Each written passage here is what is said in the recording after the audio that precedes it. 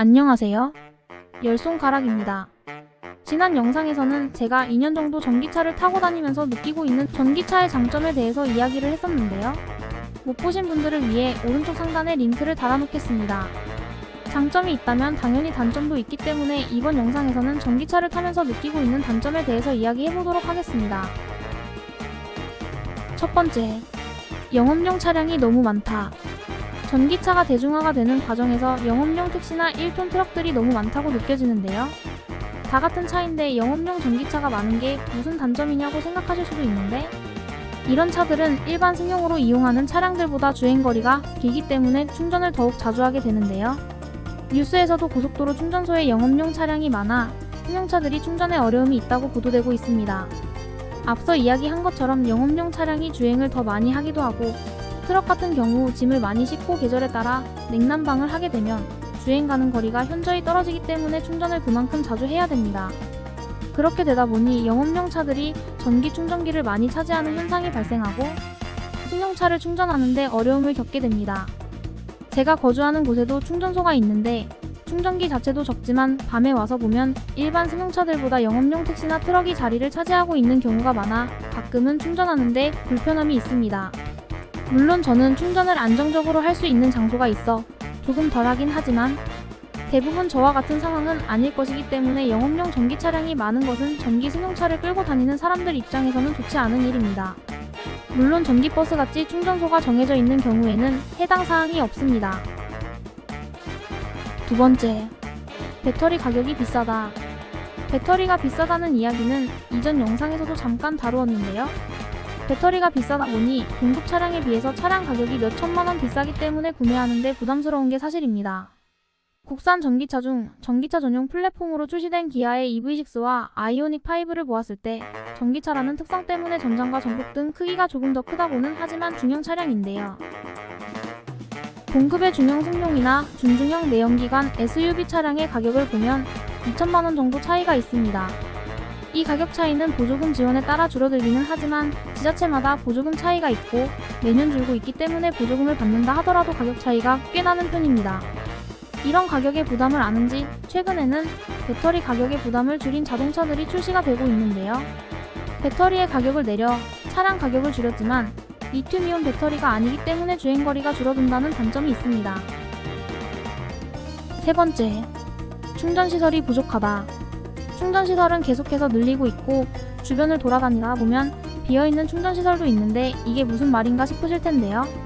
주변 곳곳에 비어있는 충전기들은 고장이 났거나 급속 충전기인 경우가 많습니다.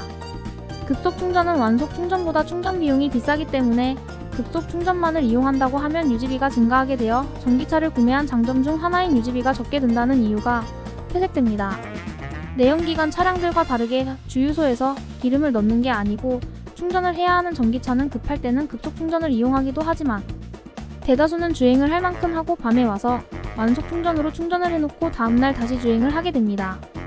그렇기에 급속 충전보다 완속 충전을 많이 사용하는데 완속 충전기가 부족하다 보니 간혹 배터리가 없어 충전을 하려고 하는데 충전기를 모든 차량들이 사용하고 있어 충전을 못하는 경우가 생깁니다.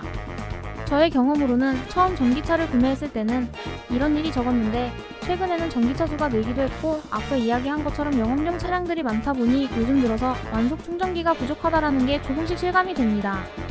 게다가 아직 충전기가 없는 아파트들도 있고 최근에 들어서야 충전기를 설치하는 아파트들도 늘어나고 있는데요. 최근에 설치하고 있는 아파트들은 충전 대수를 어느 정도 넉넉하게 만들지만 기존에 설치해 놓았던 공동주택들은 전기차가 늘더라도 충전기는 늘리지 않아서 더 문제가 되는 것 같습니다.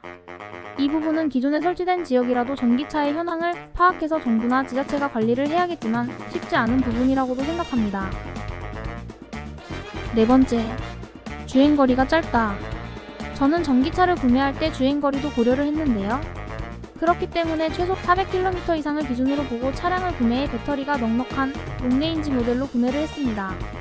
EV6와 아이오닉 5와 6의 경우 이른 롱레인지 모델은 최대 500km까지 주행이 가능하기 때문에 테슬라와 더불어 지금 구매해도 괜찮다는 생각이 드는 전기차입니다. 최근에는 비싼 배터리 값을 줄이기 위해 리튬이온 배터리가 아닌 리튬 인산철 배터리를 사용하기도 하는데요. 배터리의 가격이 내려가 자동차의 가격도 내려가지만 주행거리도 같이 내려가기 때문에 저는 별로 구매하고 싶다는 생각은 들지 않습니다.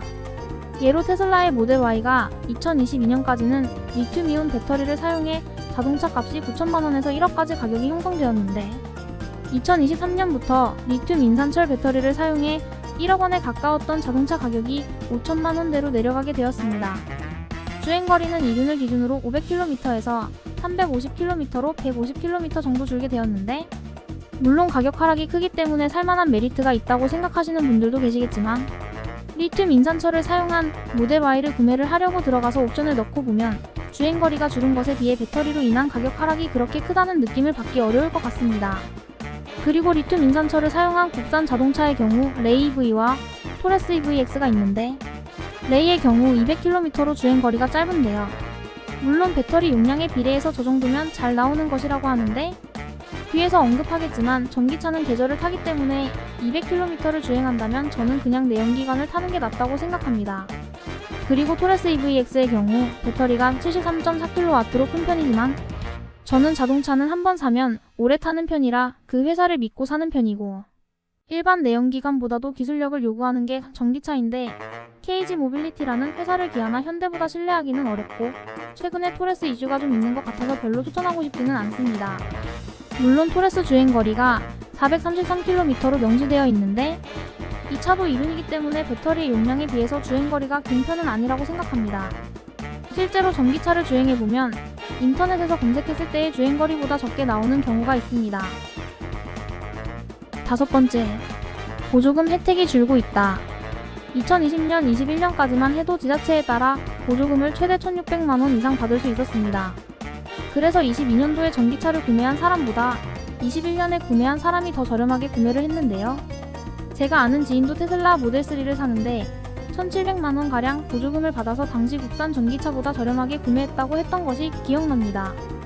정확한 보조금 지급 기준은 무공해차 누리집 사이트에서 확인을 하실 수 있는데 서울을 기준으로 가장 많은 보조금을 받을 수 있는 전기차는 아이오닉 시리즈로 국가 보조금 700만원과 서울시 보조금 150만원을 더해 850만원의 보조금을 받을 수 있습니다.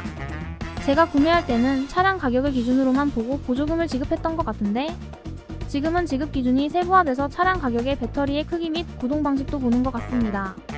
보조금은 전기차의 보급량을 늘리기 위해 불편함을 감수하고 먼저 구매하는 시민들에게 혜택을 주는 것인데요. 보급량이 계속 늘고 인프라가 늘어날수록 보조금은 줄거나 지급하는 방식이 달라질 것입니다. 보조금 지급 신청은 상시가 아니기 때문에 구매를 고려하시는 분들은 지자체나 자동차 딜러를 통해 확인하시면 될 것 같습니다.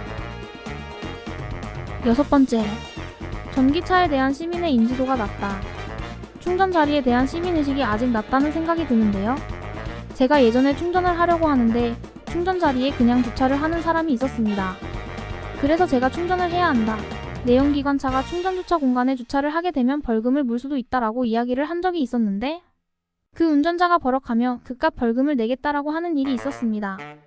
물론 벌금을 내야 한다는 말에 기분이 상했을 수도 있지만 눈에 보이는 곳에 과태료를 물 수 있으니 주차하지 말라는 현수막이 걸려 있는데도 주차를 하는 것을 보니 시민의식 문제일까 하는 생각이 듭니다. 저는 당연하게도 장애인 자리나 노약자 자리나 기타 다른 표시가 있는 곳에는 주차를 하지 않습니다. 물론 전기 충전용 주차 자리와는 조금 다른 의미이지만 충전하는 자리는 설치한 업체에서 돈을 벌어가는 자리이기에 더욱 내연기관 차들이 주차를 하면 안 된다고 생각합니다. 7번째, 내연기관 차량보다 리콜이 잦아 베타 테스터의 느낌이 든다. 내연기관 차량을 탈 때는 리콜에 대한 걱정이 없었는데 전기차가 상대적으로 리콜이 많은 것 같습니다. 정확히 기억은 안 나지만 뉴스에서도 리콜에 대한 기사를 많이 접한 것 같고 실제로 저는 작년에도 리콜을 받았는데 올해도 배터리 관련해서 리콜이 예정되어 기아 오토큐에 예약을 해놓은 상태입니다. 마지막으로 계절을 많이 탄다는 것입니다. 전기차를 주행하기에 좋은 곳은 너무 덥거나 춥지 않은 지역일 텐데요. 우리나라는 4계절이 있어 2계절은 주행거리가 길어 탈만한데 여름이나 겨울에는 주행거리가 많이 줄어듭니다. 여름에는 에어컨을 켜서 주행거리가 줄어드는데 겨울에는 추운 온도가 배터리에 영향을 주는데 히터까지 켜게 되어 주행거리가 많이 줄어들게 됩니다. 그래서 앞서 이야기한 주행거리가 짧은 전기자동차는 구매가 꺼려진다고 이야기를 한 건데요. 킬로수가 짧게는 50km에서 길게는 100km까지 줄어듭니다. 겨울철 배터리는 리튬이온보다 리튬 인산철이 더 낫다고 하는 것을 들은 적이 있는데요. 저는 인산철 배터리 자동차를 타본 적이 없어서 뭐라고 단정짓기는 어렵습니다. 이렇게 해서 이번 영상에서는 전기차의 단점에 대해서 이야기를 해봤는데요. 저번처럼 5가지만 하려고 했는데 쓰다 보니 이것저것 생각이 나서 더 적게 되었습니다. 그러다 보니 전기차가 안 좋은 게 아니냐고 하실 수도 있겠으나 이전 영상에서도 말씀드렸듯이 저는 아주 만족하면서 잘 타고 있습니다. 그럼 이번 영상은 여기서 마무리하도록 하겠습니다. 구독과 좋아요는 영상 제작에 큰 힘이 됩니다. 시청해주셔서 감사합니다.